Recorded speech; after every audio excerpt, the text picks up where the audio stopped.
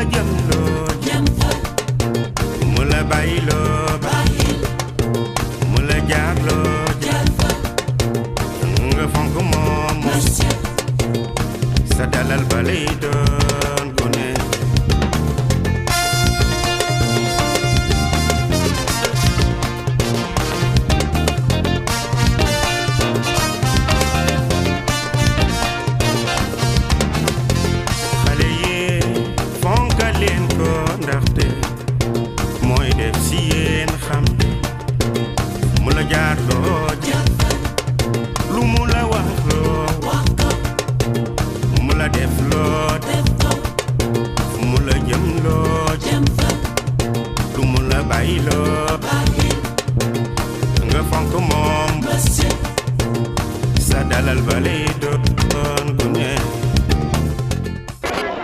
woote jafewul lu jafe nga woote lu wuyu la ku nekk mën na woote kon bàyyi ngeen seen ay yitte seen ay pas-pas ngeen ñëw wuyu ASTEC. ASTEC nag c'est une association sénégalaise pour le développement de l'éducation de qualité. Association bi nag mu ngi judd fii ci communauté rurale bi bon ça fait ñetti at ñu ngi liggéey dans un projet intitulé le compte dans l'enseignement du français. Bon, ce que vous allez assister aujourd'hui c'est une partie, c'est-à-dire préliminaire de l'évaluation que nous allons faire. C'est pour cela que nous l'avons appelé la valorisation. Donc notre objectif aujourd'hui c'est de valoriser l'enfant par rapport aux récits qu'ils vont vous donner. C'est des récits qui ont été travaillés dans l'école. Bon, peut-être Marie-Délisie va y revenir, c'est-à-dire il y a tout un processus qui a été fait jusqu'à ce qu'on arrive à ce produit.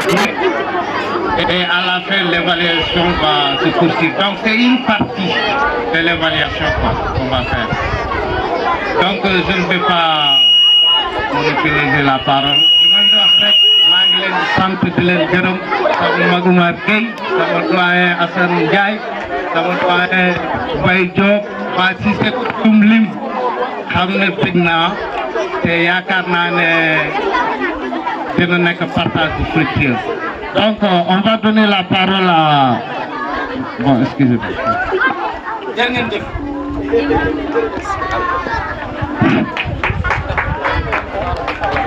Allô. Directeur. Donc sans plus tarder, on va introduire notre premier compteur.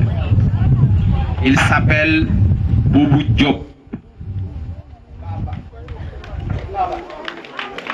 Boubou Diop. Donc xale yi da ngeen di déglu bu baax. D'accord?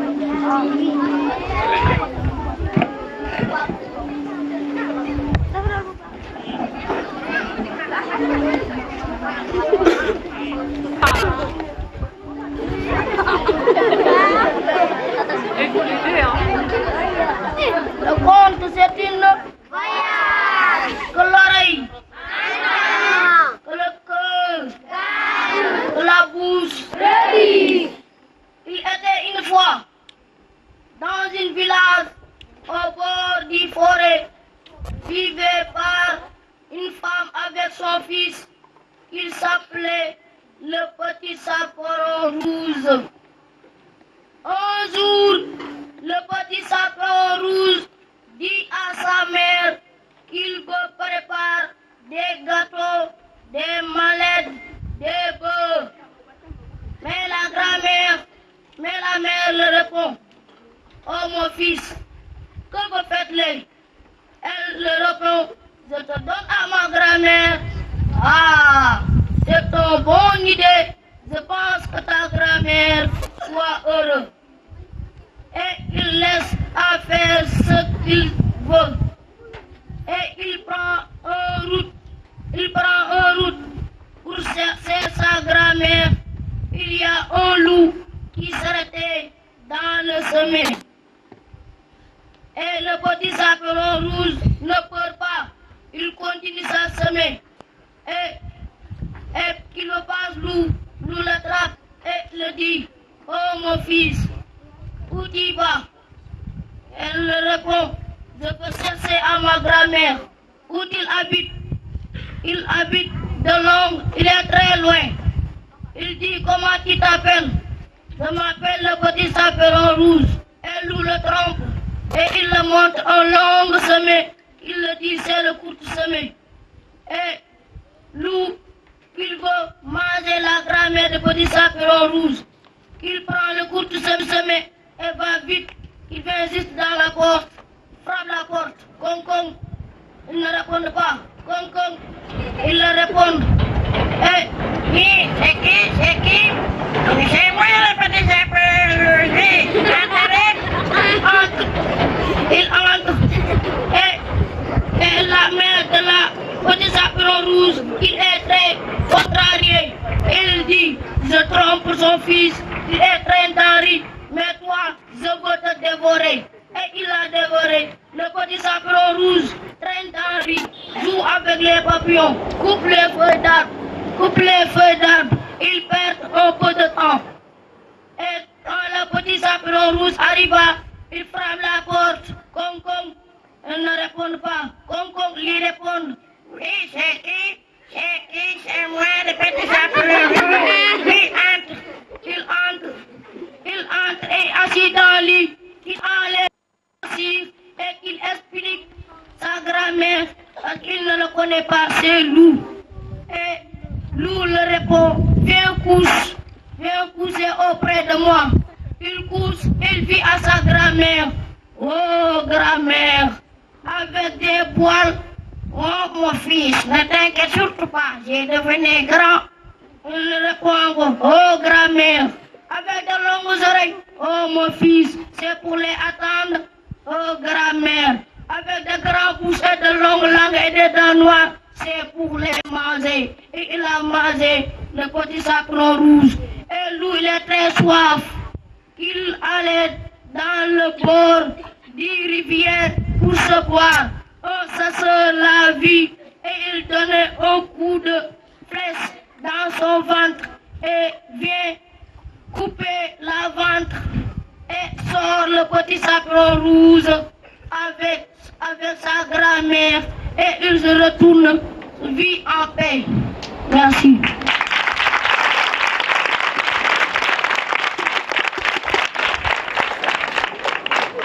Merci beaucoup, Diop. Donc, on va maintenant introduire Mademoiselle Astou Sall.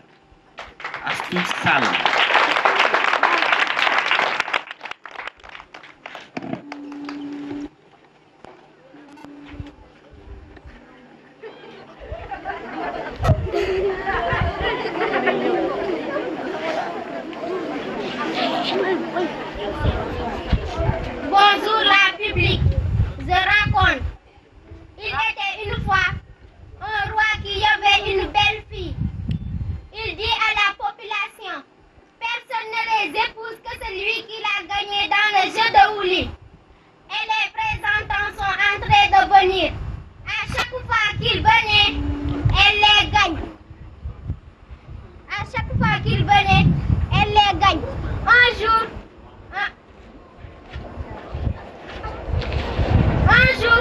un djinn les a entendus et se transforme en un talibé. Eh bien, je vais jouer avec toi, mais la femme refuse. Elle lui dit, viens jouer avec moi, viens. Mais la femme refuse. Et le roi lui dit, va jouer avec lui. La femme accepta.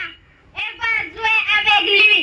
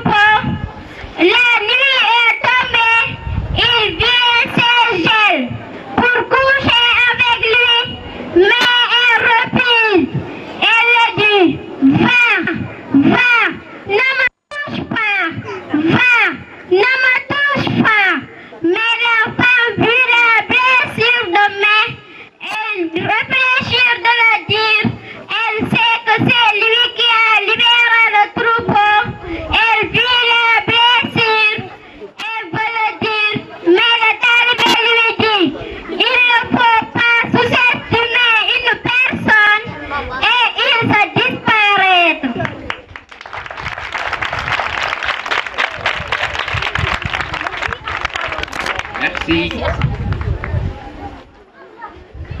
Bien, maintenant, c'est... Voilà, c'est au tour maintenant de Madjambou Nyan.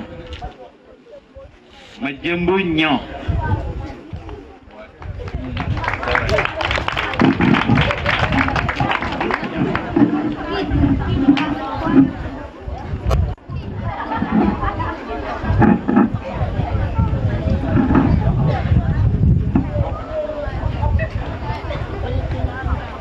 Bonjour les élèves. Je raconte.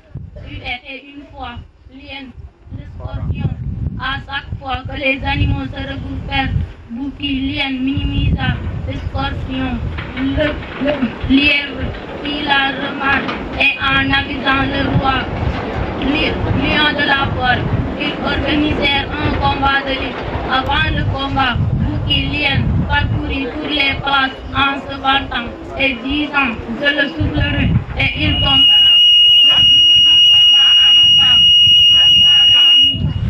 Le jour du combat arriva, le roi réunit tous les animaux à la place publique. Le combat commença, les deux adversaires se retrouvèrent seuls dans la rue.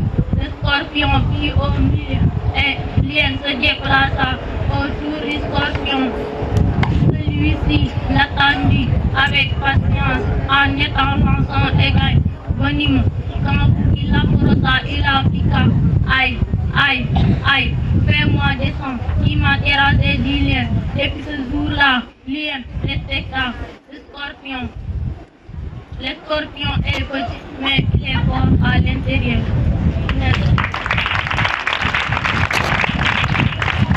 Merci, Madjambou Nyan. Maintenant, c'est au tour de Ndaïngone Diaw.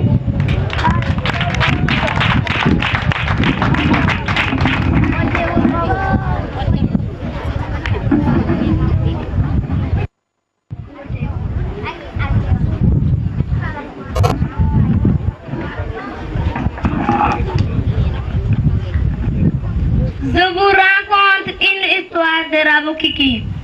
Il était une fois un petit garçon, pas plus haut que 3 mains. Pas plus haut que 3 mains, qui s'appelait Rabou Kiki. Il faisait très chaud cet après-midi-là dans la brousse. Aussi, quand Rabou Kiki a vu l'ombre du manguier, il s'est arrêté et s'est installé contre le tronc de l'arbre pour se reposer. Contre le tronc de l'arbre pour se reposer. Mais le vent s'est mis à souffler, à casser la branche, qui a cassé la jambe de Rabou Kiki. Comme le vent est fort, le vent est fort qui souffle, qui casse la branche et casse la jambe de Rabou Kiki. Mais le mur arrête le vent qui souffle, qui casse la branche et casse la jambe de Rabou Kiki. Comme le mur est fort, mais le rat ronge le mur. Rat ronge mur arrête vent qui souffle, qui casse la branche et casse la jambe de Rabou Kiki. Comme le rat est fort, mais le chat mange le rat, chat mange rat. Rat ronge mur arrête vent qui souffle, qui casse la branche et casse la jambe de Rabou Kiki. Comme le chat est fort, mais la corde étrangle le chat, corde étrangle ça. Ça mangera, rat ronge mur arrête vent qui souffle, qui casse la branche et casse la jambe de Rabou Kiki. Comme la corde est forte, mais le couteau coupe la corde, couteau coupe corde étrangle ça. Chat mangera, rat ronge mur arrête vent qui souffle, qui casse la branche et casse la jambe de Rabou Kiki. Comme le couteau est fort, mais le feu fond le couteau, feu fond couteau coupe corde étrangle ça. Chat mangera, rat ronge mur arrête vent qui souffle, qui casse la branche et casse la jambe. Couteau est fort, comme le feu est fort, mais l'eau était le feu, eau était feu, feu fond couteau coupe corde étrangle ça. Chat mangera, rat ronge mur arrête vent qui souffle, qui casse la Raboukiki, comme l'eau est forte. Mais la pirogue traverse l'eau, pirogue traverse l'eau.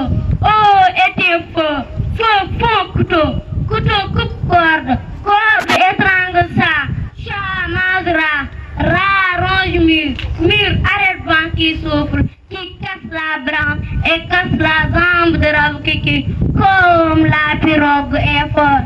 Mais le rocher brise la pirogue, rocher brise pirogue traverse eau, eau est un feu, feu fond couteau, couteau coupe corde, corde étrangle chat, chat mangera, rat ronge mur, mur arrête vent qui souffle, qui casse la branche et casse la jambe de Raboukiki, comme le rocher est fort. Mais le crabe perce le rocher, crabe perce le rocher, rocher brise pirogue, pirogue traverse eau, eau est un feu, feu fond couteau, couteau coupe corde, corde étrangle chat, chat mangera, rat ronge mur, mur arrête vent qui souffle, qui casse la branche et casse la jambe de Raboukiki, comme le crabe est fort. Mais Raboukiki casse les pieds du crabe, Raboukiki casse crabe, crabe perce rocher, rocher brise pirogue, pirogue traverse eau, eau est un feu, feu fond couteau, couteau coupe corde, corde étrangle ça mangera, rat ronge mur, mur arrête vent qui souffle, qui casse la branche et casse la jambe de Raboukiki, comme Raboukiki est fort. Mais alors, qui est le plus fort? Raboukiki. Oui, calme. Et ensuite, pas tout. Vous êtes d'accord? Oui. Alors.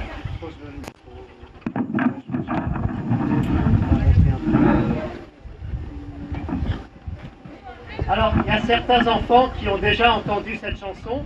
S'ils se souviennent, eh bien, vous pouvez aussi la chanter avec moi. Attention, ça commence par 1, 2, 3, 4.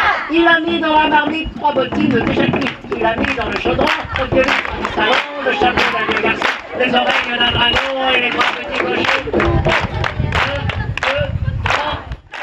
Il a mis dans la marmite 3 bottines déjà cuites. Il a mis dans le chaudron d'un vieux garçon, le chapeau d'un vieux garçon, les oreilles d'un dragon et les 3 petits cochons. 1, 2, 3. Il a mis le feu dessous, ça s'appelle cachou, sa mijote de bibi, sa bijou. Venez goûter mon ragoût.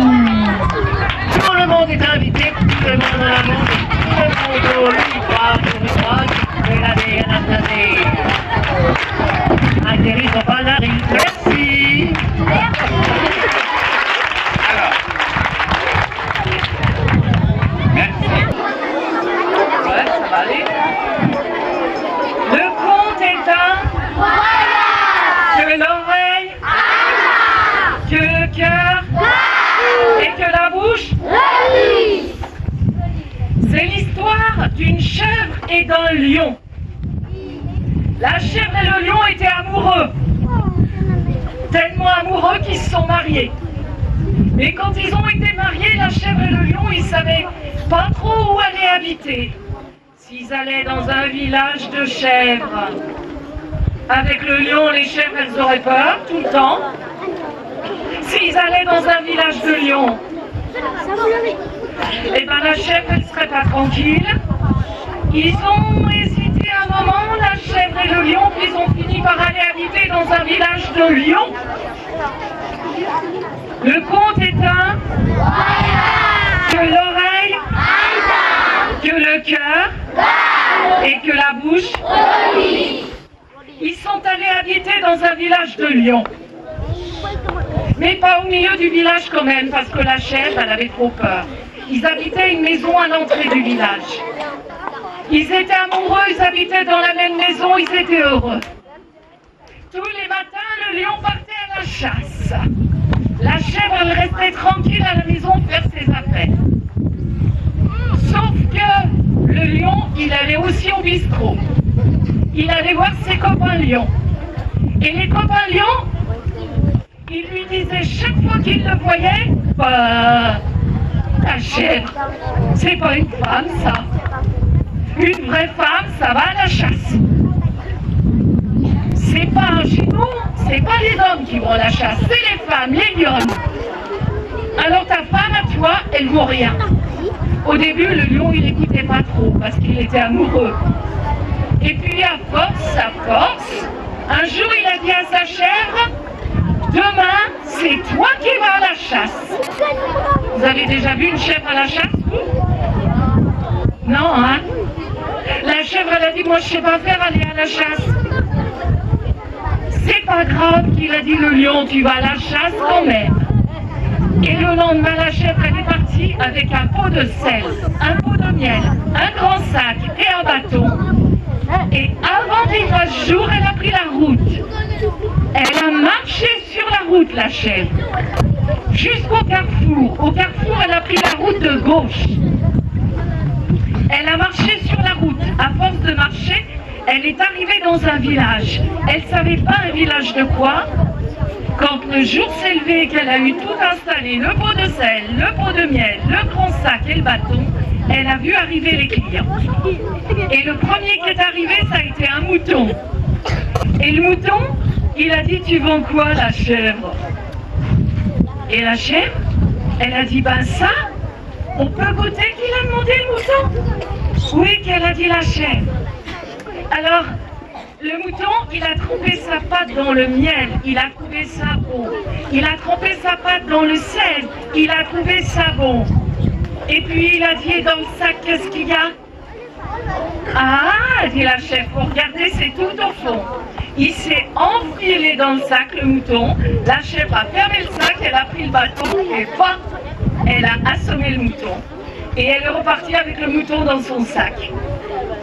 Quand le lion a vu arriver sa femme, la chèvre, avec quelque chose dans son sac, il a vite regardé. Quand il a vu un mouton, il a dit, ah, comment t'as fait? Secret de chèvre. Bon, il a dit le lion, je vais manger le mouton et demain tu retournes à la chasse. Et le lendemain, la chèvre, elle est retournée avec le pot de... Vous vous souvenez? C'est vous qui allez parler maintenant, hein. Moi j'ai fini à raconter. Avec le pot de miel, le pot de sel, le grand sac et le bâton. Elle est partie sur la route, elle a marché, la chèvre. Il faisait nuit, elle est arrivée au carrefour, elle n'a pas pris la route qui allait vers le village de moutons. Elle a pris la route qui allait tout droit. Elle a marché jusqu'au village. Au village, elle a cherché la place du marché. Sur la place du marché, elle a mis le pot de miel, le pot de sel. Elle a mis le grand sac et le bâton. Et puis elle a attendu que les gens se lèvent. Et quand les gens se sont levés, elle a vu qu'elle était dans un village de gazelles. Il y a une gazelle qui est arrivée. Et la gazelle, elle a trempé sa patte dans le miel. Elle a goûté, elle a trouvé ça bon. Elle a trempé sa patte dans le sel. Elle a goûté, elle a trouvé ça bon. Et elle a dit, et dans le sac, qu'est-ce qu'il y a? Ah, t'as qu'à regarder, a dit la chèvre. Alors la gazelle a enfilé sa tête.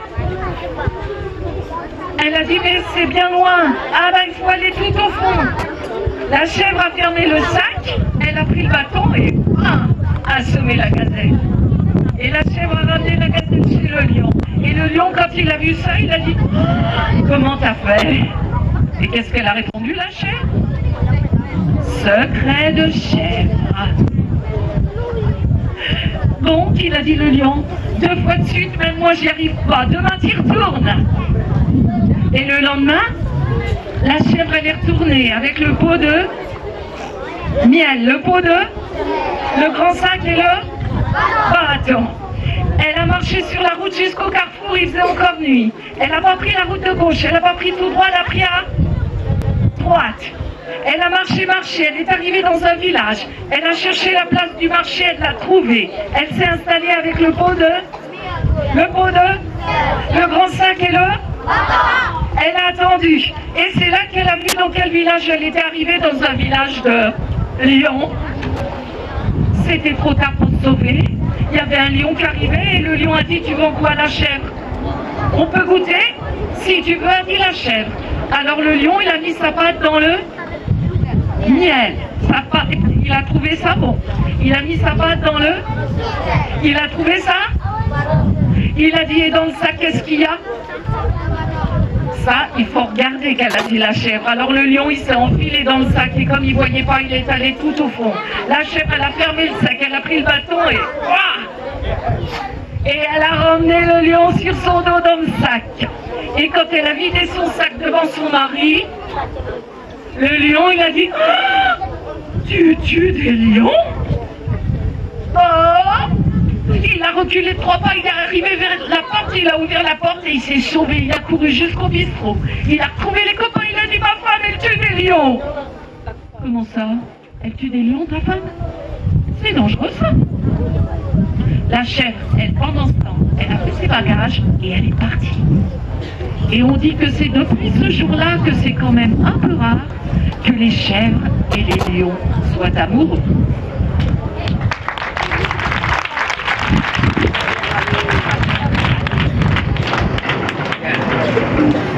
Ils sont dit, ils étaient là depuis, ils ont participé donc à la dernière touche que vous avez vue, donc concernant les 4 écoles, n'est-ce pas? Je veux citer Thiago, Mban, Diamogen et Jack Fall qui viennent d'arriver maintenant. Et aussi une autre personne importante aussi, je veux parler de Madame Marie Denisi. Elle est la présidente, je crois, de l'association Nangadef. Donc on l'invite à venir dire quelques mots à l'endroit donc de l'après-midi que nous sommes en train de passer. Madame Marie Denisi. Sous vos applaudissements, bien sûr.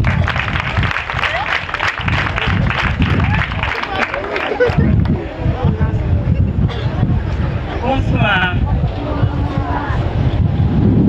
En tant que présidente de l'association Nangadef, nous avons décidé, tout le bureau bien sûr, de répondre à la demande de l'association de l'ASDEC quand nous avons vu le projet.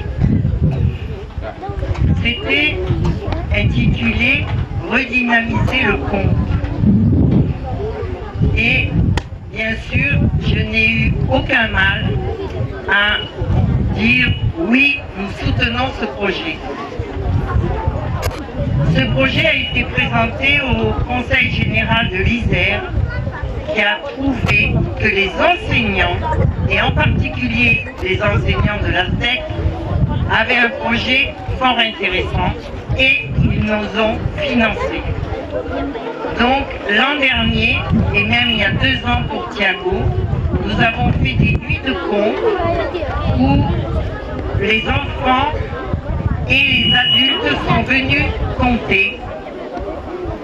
Ces comptes ont été amenés dans les écoles et les enseignants, et ça je dois les saluer, ont vraiment fait un travail extraordinaire.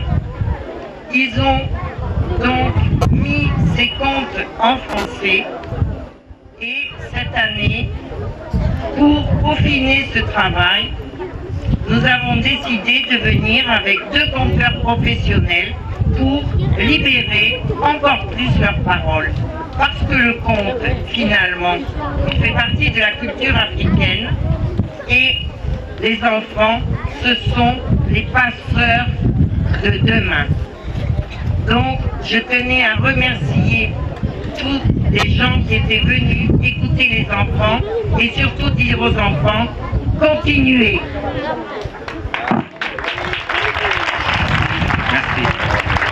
Merci Marie. Donc monsieur Amadou Bassi, c'est notre doyen à tous, hein? Tous vos applaudissements.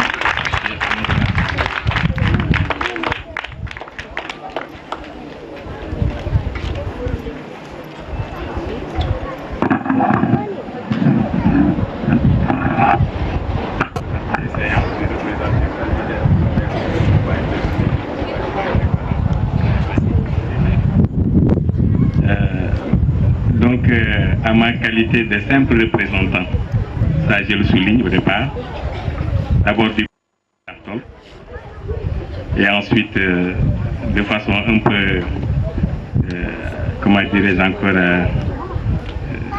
obligée, je vais représenter l'IDEN comme ils disent.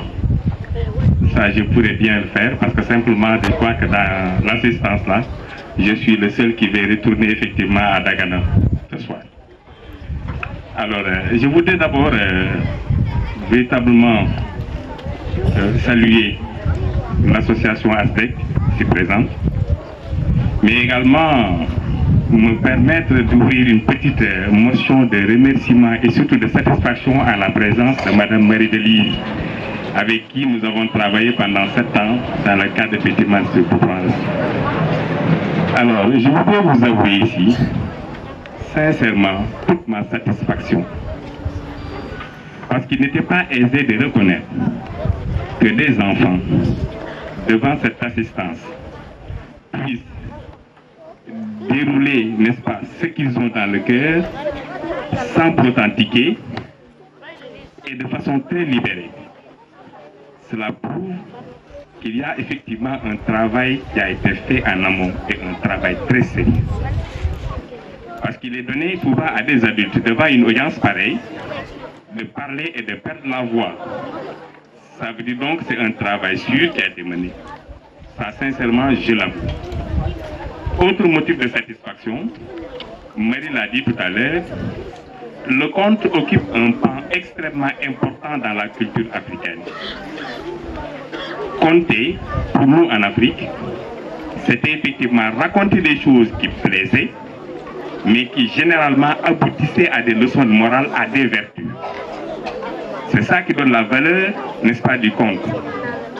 Et là aussi, à cet âge-là, si véritablement on n'inscrit pas les enfants dans cette logique, de garder ce que les aïeux nous ont légué, ce que nos grands-parents nous ont légué, nous risquons effectivement de perdre nos valeurs.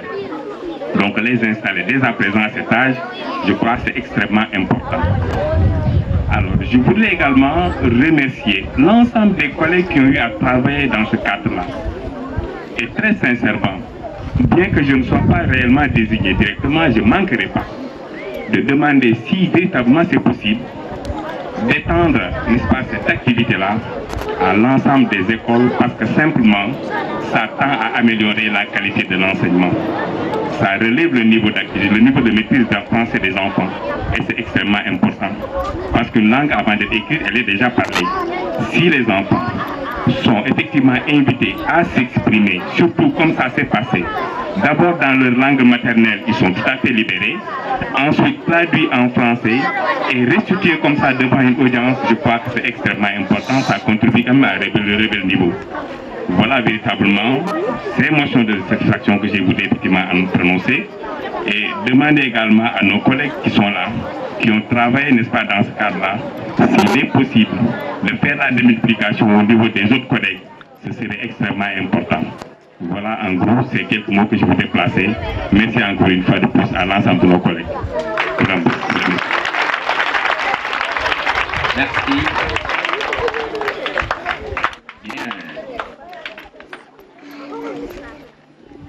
On va continuer donc avec les contes et on appelle Diamant Pâle.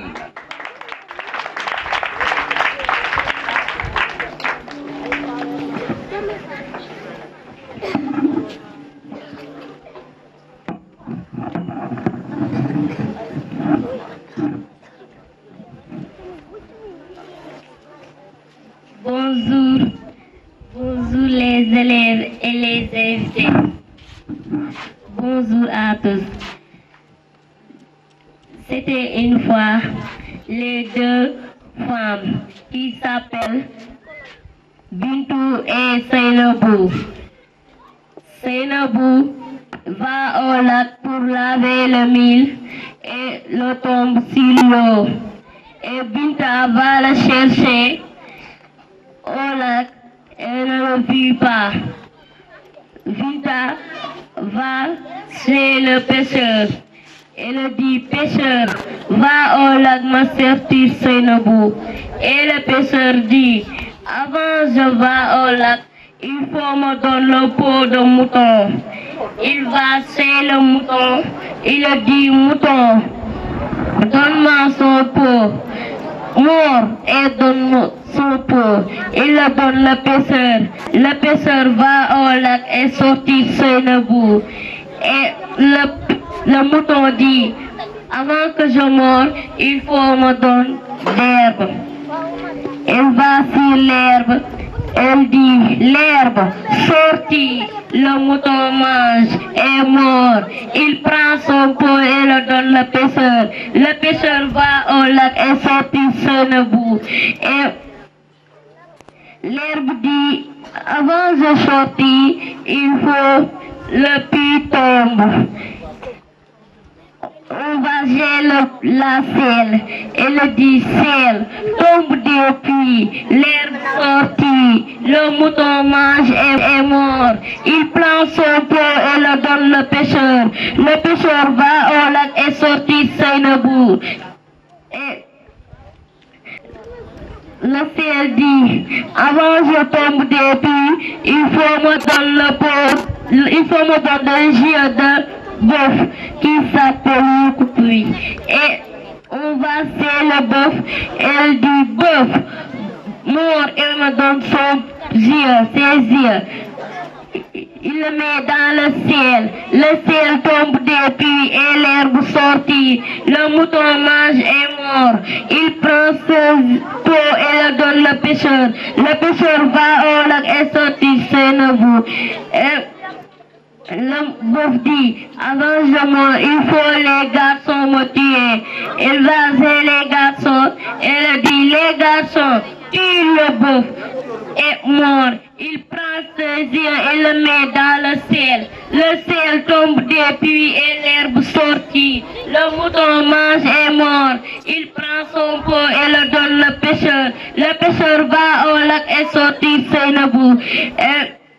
Les garçons disent, avant de tuer le bœuf, il faut les filles m'applaudissent. Il va chercher les filles. Elle dit, les filles, applaudissent les garçons. Les garçons tuent le bœuf. Il prend son pot et le donne. Il prend ses yeux et le met dans le ciel. Le ciel tombe des puits. L'herbe sortit. Le mouton mange et mort. Il prend son pot et le donne le pêcheur. Le pêcheur va au lac et sortit Seynabou. Les filles disent, avant je applaudis les garçons, il faut me donner des bracelets. Il cesse le forgeron. Elle dit, forgeron, fais-moi des bracelets pour les filles. Les filles applaudissent les garçons. Les garçons tuent le bœuf. Il prend son pot, il prend ses yeux et le met dans le ciel. Le ciel tombe des puits et l'herbe sortit. Le mouton mange et mort. Il prend son pot et le donne le pêcheur. Le pêcheur va au lac et sortit Seynabou. Et le forgeron dit, avant je fais des bracelets, il faut assis sur le œuf. Il sèche la poule. Elle dit, poule, fais-moi des œufs pour le forgeron. Le forgeron fait des bracelets pour les filles. Les filles applaudissent les garçons. Les garçons tuent le bœuf. Il prend ses yeux et le met dans le ciel. Le ciel tombe des puits et l'herbe sortit. Le mouton mange et mort. Il prend son pot et le donne le pêcheur. Le pêcheur va au lac et sortit Seynabou. La poule dit, avant je fais des œufs, il faut le couple avec le coq. Il cherche le coq et dit, coq, couple avec la poule. La poule fait des œufs, le forgeron assis et fait des bracelets. Pour les filles applaudissent les garçons tuent le bœuf. Il prend son yeux et le met dans le ciel. Le ciel tombe des puits et l'herbe sortit. Le mouton mange et mort. Il prend son pot et le donne le pêcheur. Le pêcheur va au lac et sortit Seynabou. Le coq dit, avant que je couple, il faut me donner de mille. Il cherche la fille. Elle dit, fille, donne le coq de mille pour le coq tue couple la poule fait des œufs, le forgeron assis et fait des bracelets pour les filles applaudissent les garçons tuent le bœuf, il prend ses yeux et le met dans le ciel tombe des pluies et l'herbe sortit, le mouton mange et mort, il prend son pot et le donne le pêcheur va au lac et sortit le bout. Et le fils dit, avant je fais des 2000, il faut je dis mon mari. Elle va chercher le mari et le dit, laisse le fils, donne le 1000 le coq couple avec la poule fait des œufs et le forgeron assis, il fait des bracelets pour les filles applaudissent les garçons tuent le bœuf, il prend son pot et le donne le pêcheur va et sortit le bout. Et le mari dit oui, le femme fait de mille, le coq mange et coupe la poule fait des œufs, le forgeron assis, il fait des bracelets pour les filles applaudissent les garçons tuent le bœuf, il prend ses yeux et le met dans le ciel tombe des pluies et l'herbe sortit, le mouton mange et mort, il prend son pot et le donne le pêcheur va au lac et sortit Sénébou lave le riz et va à la maison pour cuisiner le repas.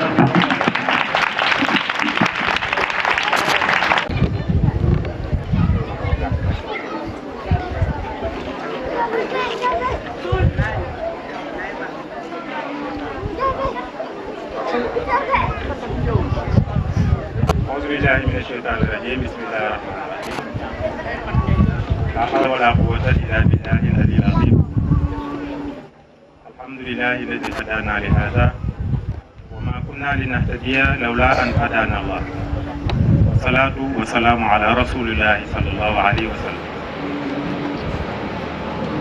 Chers enseignants, chers partenaires, chers parents d'élèves,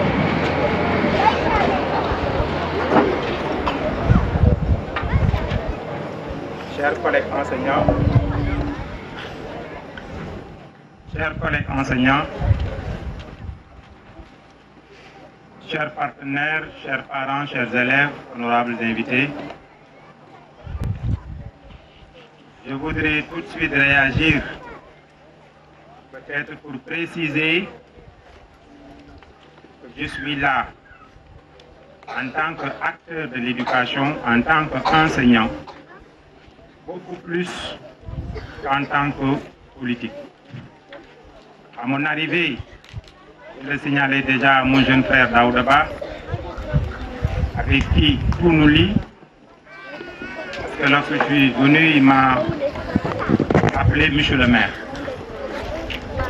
Et tout de suite, je lui ai dit que si je suis là, c'est beaucoup plus parce que je partage avec toi tout ce qui touche à l'éducation, mais pas en tant que représentant d'une institution qui est la mairie. Ce serait un plaisir de porter aussi cette casquette, parce qu'au niveau de la mairie également, je m'occupe des questions de l'éducation à ma qualité de président de la commission éducation, formation, emploi au niveau de la commune de Richard.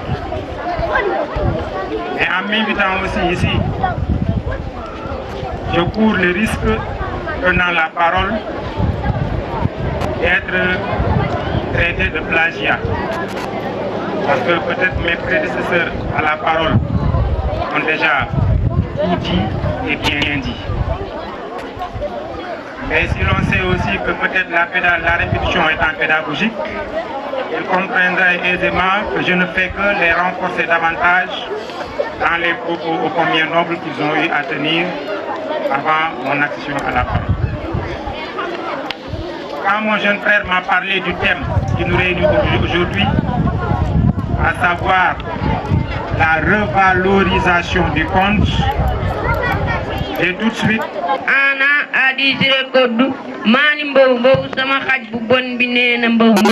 et il va au lac pour se suicider.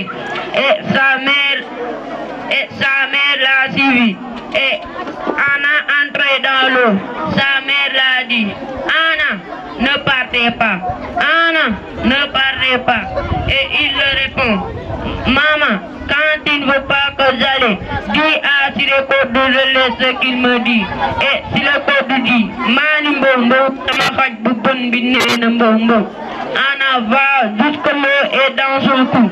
Sa mère lui dit, Anna, ne partez pas. Anna, ne partez pas. Mais à chaque fois, il le répond, il dit, maman, je vais y aller. Si tu ne veux pas que j'y aille, je vais y aller. Puis dis à Sirekodo de laisser ce qu'il me dit. Et Sirekodo, Anna l'a dit encore, Mani Mbombo, sama haj bu bon bi neena Mbombo. Et Anna est disparue dans l'eau. Il se transforme en un grand poisson. Et son père est un pêcheur. Il va au lac pour pêcher. Et il l'a attrapé. Il l'a amené à la maison. On veut enlever les saletés, mais on ne peut pas l'enlever. Se relever encore.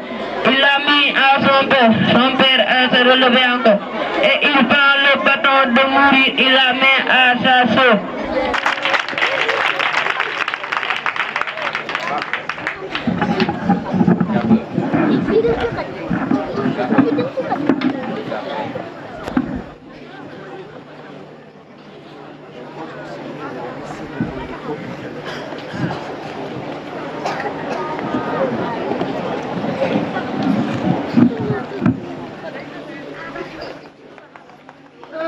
C'est un seule oreille, que la queue et que la bouche. Je vous raconte une conte sur l'orpheline. Il était une fois une petite fille qui était orpheline de mère. Elle vivait avec sa marâtre. Cette fille s'appelait Adama. Adama était belle et gentille. Tout le monde dans le village l'adorait, sauf sa marâtre qui était vraiment cruelle envers elle. Un jour, la méchante voulut sortir pour aller vendre ses produits au marché hebdomadaire. Elle ordonna à Adama de surveiller le marigot contre les grenouilles, les oiseaux et tous les autres animaux qui viendraient boire. La marâtre demandant ensuite à un arbre géant qui se dressait dans la cour de la maison de voir si Adama surveille le marigot, sinon cela allait coûter cher à son retour. À peine la marâtre partie, un oiseau se posa près du marigot pour boire. Adama se mit tout de suite à pleurer et dit à l'oiseau en chantant, Mile sambay bul naan te bul sangu sama wujju yaay loo ma dégg bee bul naan te bul sangu picc mile sambay bul naan te bul sangu sama wujju yaay samba loo ma dégg bee bul naan te bul sangu. L'oiseau Samba ne plonge pas, ne boit pas. Ma marâtre m'a demandé de surveiller le marigot. Ne plonge pas, ne boit pas. L'oiseau eut pitié d'elle et partit en battant ses petites ailes. La brebis s'approcha à son tour du marigot. Elle lui chantait la même chanson entrecoupée de sanglots. Harmile sambay bul naan te bul sangu sama wujju yaay samba loo ma dégg bee bul naan te bul sangu. Harmile sambay bul naan te bul sangu sama wujju yaay samba loo ma dégg bee bul naan te bul sangu. Mouton Samba.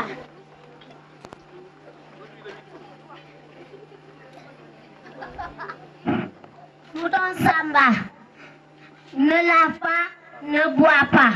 Ma marâtre m'a demandé de surveiller le marigot. Ne lave pas, ne boit pas. Tous les animaux y passèrent et leur chantaient la même chanson. Et ils repartirent en versant quelques larmes. Le crépuscule arriva. La marâtre n'était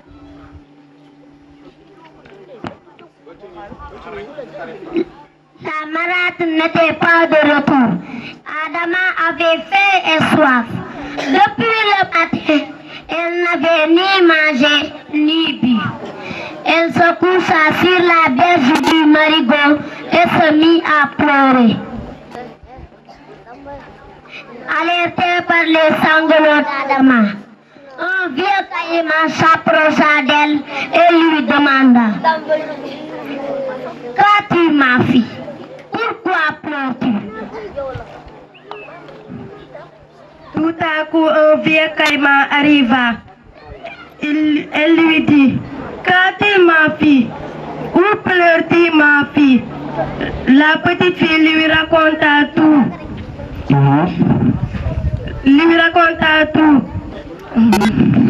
Sa marâtre, le caïman lui donne à manger et à boire. Elle joue avec elle. Tout à coup, sa marâtre arriva. Elle la gronda: Pourquoi tu n'as pas fait le travail demandé?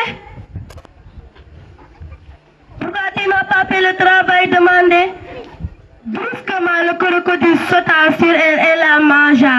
Depuis ce jour-là, la petite fille vécut en paix.